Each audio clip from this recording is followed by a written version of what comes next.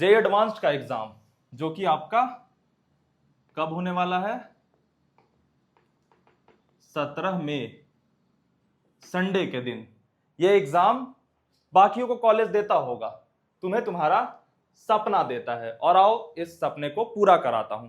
तुम चाहे किसी भी लेवल पे हो, चाहे 99 परसेंटाइल वाले हो, चाहे जस्ट कट ऑफ के अराउंड हो, आप एडवांस्ड का एग्जाम क्रैक कर सकते हो। और मैं जस्ट ये मोटिवेट करने के लिए नहीं कह रहा, मैं तुम्हें बिल्कुल कन्विंस करूंगा कि तुम्हारे पास वो कैपेबिलिटी है। और ये मैं नहीं बता रहा, ये एनटीए बता चुका है तुम्हें कट ऑफ के उस पार पटक के।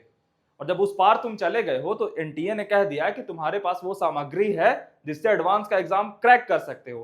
अब डिपेंड करता है कि तुम उस सामग्री का इस्तेमाल कैसे करते हो। मैं हर साल बच्चे को एक एग्जाम्पल देता हूं कि मान लो तुम्हें कोई खाना बनाना है, मम्मी के सामने आप बनाना चाहते हो, ये है आपकी मम्मी, आप उनके सामने कह रहे हो मम्मा मैं बेस्ट खाना बनाऊंगा। तो इसका स्टेप 1 क्या होगा?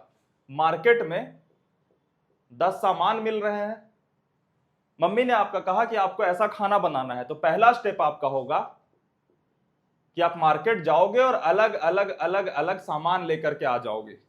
सामान ला करके मम्मी को दिखाते हो कि मम्मा मैं ये सामान लेके आया हूं। सारा सामान लेके आ गए, बढ़िया है खाने के लिए जरूरत, लेकिन बहुत सारे बच्चे वैसे नहीं होंगे, तो आपने कुछ कुछ सामान लाया और मम्मी को दिखाया। अब मम्मी आपकी चेक करेगी कि क्या आपके पास इनफ सामान है खाना बनाने को।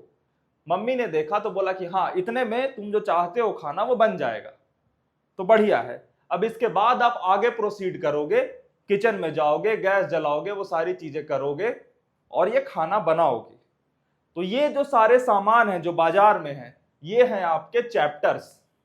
ये मम्मी जो है वो है एनटीए, और ये सामान ला करके दिखाने वाली जो चीज है वो है जेईई मेन का एग्जाम। जेईई मेन के एग्जाम में आप अपना सामान दिखाते हो कि आप अपने कितने चैप्टर्स लेकर के आए हो। मम्मी यानी कि एनटीए देखती है और कहती है कि हाँ तुम्हारे पास इनफ सामान है, तो वो आपको कट ऑफ के इस साइड पटक देती है। और अगर कहती है कि नहीं यार तेरे पास इतना सामान नहीं है कि तू ये खाना बना पाए, चल पीछे जा, तो आप पीछे चले जाते हो कट ऑफ के उस तरफ। और जैसे ही कट ऑफ के इस तरफ पार हुए तो आपके एक्चुअल स्किल्स चेक होंगे, किचन वाले, जिसे हम कहते हैं जेईई एडवांस्ड की तैयारी। और जेईई एडवांस्ड की तैयारी अच्छे से करी तो आप खाना बनाओगे। और यहां पे टेस्ट करने वाला खड़ा है, यानी कि आईआईटी खड़ा है, ये आपका खाना चखेगा। बढ़िया खाना बनाया होगा आपने तो आपको रैंक अलॉट करेगा, और उस रैंक के अकॉर्डिंग एडमिशन आईआईटीज में हो जाएगा। तो ये एग्जाम्पल तुम्हारे सामने तुम्हारी जेईई एडवांस्ड की तैयारी का कोर है कि अगर तुम कट ऑफ के इस तरफ गिरे हो तो मम्मी ने बता रखा है तुम्हारे रिजल्ट के थ्रू कि भैया तेरे पास इतना सामान है कि तू जेईई एडवांस्ड का एग्जाम क्रैक कर सकता है। अगर नहीं होता ना तो एनटीए उस तरफ धक्का देके गिरा देता कि चल उधर बाहर, अगले साल आना ड्रॉप ईयर में, ड्रॉपर हो तो भैया तेरा आखिरी चांस था। लेकिन आप इस तरफ गिरे हो तो एनटीए का कहना है कि तुम्हारे पास इनफ सामान है जेईई एडवांस्ड का एग्जाम क्रैक करने के लिए। अब बच्चे गलती क्या करेंगे? बच्चे इस तरफ गिरे हैं कट ऑफ के इस तरफ, लेकिन उनके मन में ख्याल आएगा कि यार मैंने मम्मी को तो इतने ही सामान ला करके इंप्रेस कर दिया, ये जो मार्केट से 2 सामान और छूटा था ना, ये अगर होता तो मेरा खाना और बेस्ट बनता, और ये आईआईटी डैडी जो है ना जो टेस्ट करेंगे मेरा खाना, ये भैया हमें और बेहतर रैंक देंगे। सोचना बिल्कुल सही दिमाग में लग रहा है, लेकिन एक्चुअल कंडीशन क्या होगा वो सुनो। आप वापस यहां से उठ करके मार्केट जाने लगोगे और ये 2 सामान लाने की कोशिश करोगे। 2 सामान लेकर के हो सकता है तुम आने लगो आने लगो आने लगो, यहां पे पहुंचो और अपने कार्ट में 2 सामान और ऐड कर लो, तुम्हारे पास परफेक्ट सामान हो गया। लेकिन जेईई एडवांस्ड के एग्जाम में कुछ ही दिन बचे हैं, तो आपने सारा सामान इकट्ठा कर लिया, लेकिन अंत के कुछ दिन बचेंगे, एग्जाम का डे आएगा और आप इस सामान का इस्तेमाल करके खाना बना ही नहीं पाओगे। और जो बेहतर रैंक आ सकती थी लिमिटेड रिसोर्सेस में, वो पूरे सामान के होने के बावजूद तुम नहीं बना पाओगे। तो सबसे पहली चीज जो स्ट्रेटेजी में बता रहा हूं वो ये है कि जेईई मेन के कट ऑफ के तुम क्रॉस्ड हो तो तुम ये नोट करोगे कि तुमने किस किस सामान के बदौलत जेईई मेंस का कट ऑफ क्रॉस करा है। तुम सबको पता होगा कि तुमने किन किन चैप्टर्स में खेला है जेईई मेन में जाकर के, चाहे आप किसी भी कैटेगरी में हो, आपने किन किन चैप्टर्स में जाकर के खेला है। उन चैप्टर्स को आपको पेज पे नोट डाउन करना है। पहला स्टेप ये कर लिया। अब दूसरा स्टेप क्या करना है कि जेईई एडवांस्ड का जो एग्जाम है वो बहुत ज्यादा टफ होता है जेई मेन के कंपैरिजन में, और नॉन प्रिडिक्टेबल होता है। यानी कि अभी जो जेई एडवांस्ड में सवाल आएंगे वो दुनिया में एग्जिस्ट नहीं करते, वो आईआईटीज फ्रेश बनाता है और फ्रेश देता है। अब ये आप बना कब पाओगे? जब आप जेई मेन वाले माइंडसेट से बाहर निकलोगे। और ये कैसे बाहर निकलते हैं? ये दो तीन चीजों से बाहर निकलते हैं। सबसे पहले आपका फियर, इसको घटाना होगा। आप पहले ये कॉन्फिडेंस डालो कि आपके पास सामान है।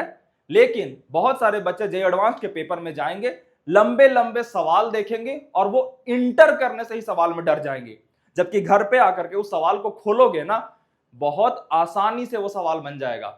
लेकिन जब एग्जाम हॉल में बैठे होते हो, तो जब इतना बड़ा हाफ पेज का सवाल देखते हो, तो तुम्हारा डर तुम्हारे सर पे हावी हो जाता है और वो तुमसे गलतियां करा देता है। गलतियां कराना तो छोड़ो, वो सवाल में घुसने ही नहीं देता। तो सबसे पहले हम सवाल के फियर को निकालेंगे। अगर फियर निकल गया तो सवाल में घुस पाएंगे, एंट्री बैरियर हट जाएगा, और बैरियर हट गया तो फिर आगे हम खेलना सीखेंगे। अब इस सवाल का डर कैसे निकलेगा? प्रैक्टिकल स्टेप्स बता रहा हूं। तो सवाल के डर को निकालने के लिए सबसे पहले तुम्हें ज्यादा रिसोर्सेज पे नहीं जाना, प्रीवियस ईयर क्वेश्चन उठाना है। प्रीवियस ईयर क्वेश्चन में देखना कि तुम्हारे मसाले में से कौन से मसाले से प्रीवियस ईयर क्वेश्चन पूछा गया है। यानी कि जिन चैप्टर को तुमने तैयार कर रखा है उन चैप्टर के पीवाईक्यू को उठाना।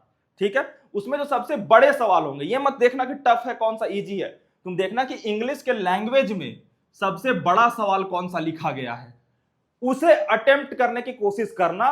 99% चांसेस है कि गलत होंगे, होने दो, लेकिन उससे स्ट्रगल करना। स्ट्रगल करोगे ना तो तुम्हारे दिमाग से उसका डर निकलेगा, उस सवाल में घुसने का डर निकलेगा। और जब एक बार निकल गया भैया, तुम अंदर घुस जाओगे। तो पहला स्टेप, तुम्हें सवालों के थ्रू आगे बढ़ना है। और सवाल कौन से? तुम्हारे मसाले वाले, और वो कौन से? जो सबसे बड़े लैंग्वेज में लिखे हों, सबसे बड़े इंग्लिश के लैंग्वेज में, जो कि डिकोड करना बहुत मुश्किल होता है। तो उसको जब अटैक मारोगे तो तुम्हें डर से निकलना आसान हो जाएगा। दूसरी चीज, माइंडसेट। ये कैसे हम सेट करेंगे? माइंडसेट इस बात से सेट करोगे कि तुम्हारे पास ऑलरेडी तुम्हारे चैप्टर्स हैं, लेकिन जेई एडवांस्ड का पेपर तुम्हें मिक्स्ड कॉन्सेप्ट करके सवाल देगा।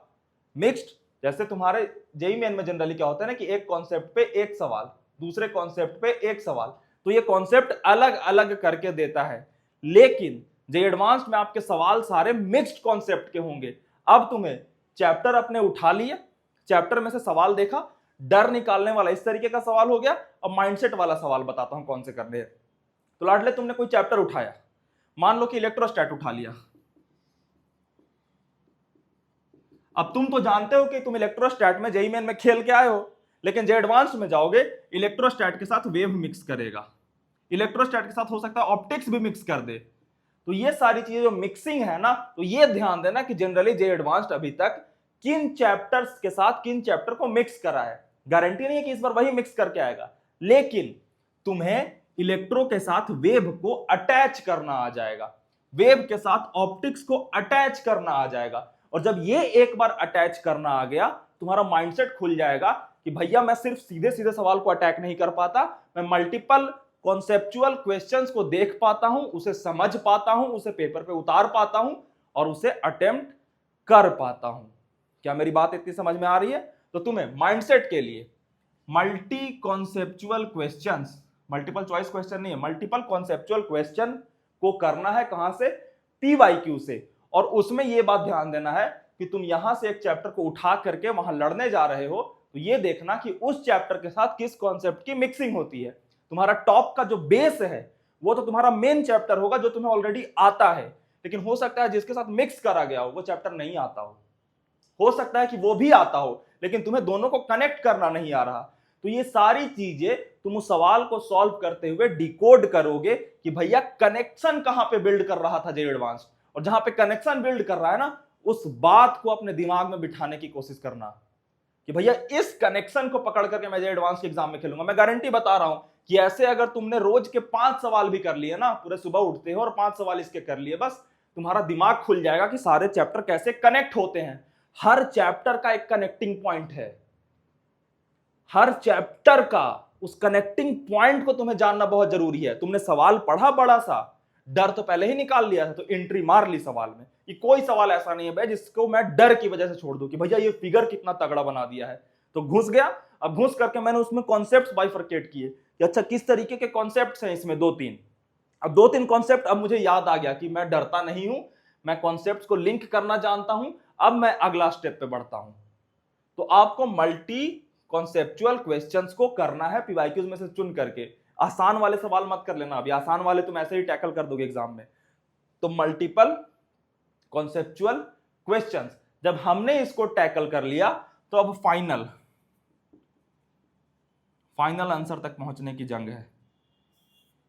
फाइनल आंसर तक पहुंचने में सबसे बड़ी बाधा क्या आएगी तुम्हें? अगर तुमने जेईई मेन का भी कट ऑफ क्रॉस कर लिया है, लेकिन जेईई एडवांस्ड में इससे अलग थोड़ा सा एक बाधा आता है, वो होता है कि हाईली कैलकुलेटिव लुकिंग कैलकुलेशन। तुम्हें जब ये सारे तुम कॉन्सेप्ट्स कर लोगे, उसके बाद तुम्हें लास्ट में एक कैलकुलेशन मिलेगा जो देख के तुम्हें लगेगा कि भैया कितना खतरनाक कैलकुलेशन है। डर फिर से हावी होगा यहां पे। अब यहां के डर से निकलना बहुत जरूरी है, क्योंकि ये सारी चीजें कर भी लोगे ना, अगर फाइनल आंसर तक नहीं पहुंचे दिक्कत आ जाएगी। तो मेरी एक बात याद रखना, क्या जेईई एडवांस्ड का जो फाइनल पार्ट का कैलकुलेशन होता है वो 100 में से 90 बार टफ दिखेगा, लेकिन वो टफ होगा नहीं। बड़े गौर से देखोगे तो उसमें बहुत माइन्यूट मैनिपुलेशंस करके वो 2 से 3 लाइन में तुम्हारा आंसर दे जाएगा। लेकिन जो एडवांस्ड क्वेश्चन इस तरीके से फ्रेम करता है कि बच्चा ये सारी चीजें पार कर ले, फिर भी यहां पे आके अटक जाए जस्ट बिकॉज वो डर गया। डर को साइड करके अगर तुम इस पार्ट से निकल गए, आंसर तक पहुंच जाओगे और तुम्हारे इनफ सवाल सॉल्व हो जाएंगे जेईई एडवांस्ड के पेपर में। ये मैं tougher side of JEE advanced को लेकर के चल रहा हूं कि सबसे टफ वाले पार्ट में हर साल जेईई एडवांस्ड कुछ ऐसे सवाल भी देता है जो बड़े आसानी से सबसे हो जाते हैं। लास्ट में डेटा निकालता है जैब, जब वो जैब डेटा पूरा देता है ना कि इस सवाल को इतने एस्पिरेंट में से इतने ने सही करा, तो उसमें कुछ सवाल ऐसे होते हैं जो सब सही करते हैं और कुछ सवाल ऐसे होते हैं जो बहुत कम लोग सही करते हैं। तो आपके 3 स्टेप में जब भी देख रहे हो, तैयारी शुरू करनी है। और ये वीडियो सिर्फ 2026 के जेईई एडवांस्ड के लिए है। हो सकता है कि बाद में ये बच्चे कुछ वीडियो देख रहे हो कि अच्छा ये जेईई एडवांस्ड की स्ट्रेटेजी ही होती है। नहीं, जेईई एडवांस्ड की एक्चुअल स्ट्रेटेजी होती है, वो पढ़ाई के साथ साथ चलती है पूरे 2 साल में। लेकिन अभी बच्चे आए हैं उनके लिए ये है। आपको अब सिंपली कंक्लूड कर दे रहा हूं कि करना क्या है।